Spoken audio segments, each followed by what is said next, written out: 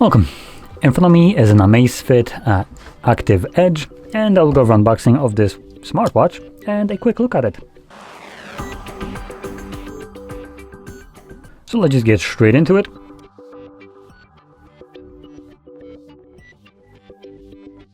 Okay, peeling that off, let's put it on a different display looking thing.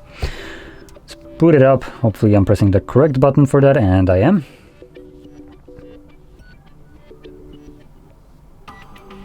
Come on, you gave me a vibration. Can you boot up then? No, there we go. And in here we'll have manual along with our charging. Let's take a look at that.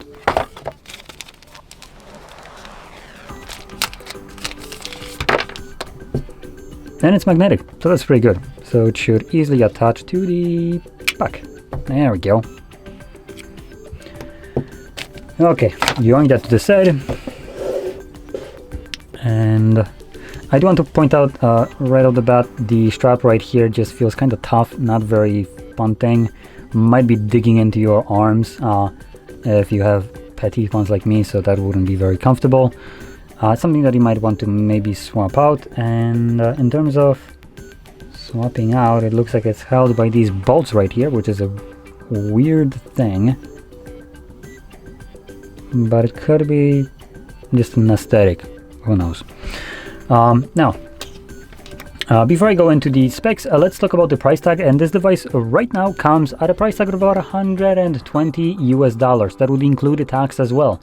It looks like on their own website it's on sale. To be more precise, in PLN, which it was bought, it costed 549 PLN, and it's on a 150 PLN discount. So that, like I said, equates to about $120 dollars. Now let's find the specs for this on their website and get straight into it. So in terms of pairing, we are looking at Bluetooth 5.0 right here. We don't have any kind of mic nor speakers built in on this smartwatch. We have a 370 mAh battery, lithium ion. Supposed work time is 16 days standby. Oh wait, no, not standby. Normal usage, sorry. For a moment I get confused that I'm reading this in Polish and translating this, and I started reading something with ST and I'm thinking standby. Anyway, charging time is at about 2 hours. The dimension of the shop itself are at 22 millimeters, and compatible systems, we're basically almost at the end, so there's not much more. Compatible systems are Android 7 and up, and in terms of iOS we're looking at 14 and up. And that's about it. So that's very vague in terms of systems right here. In terms of the operating system running on this is not looking like a Android, which obviously we shouldn't be expecting Android. This has way too of an insane battery life for Android, being at 16 days of standard usage. This is running their proprietary system, which obviously limits you in terms of what kind of applications you can get on here, if any, as the kind of proprietary systems don't really have access to third-party applications like Wear OS would. So something to keep in mind. And I do want to prop the battery percentage, 69. Nice. So yeah.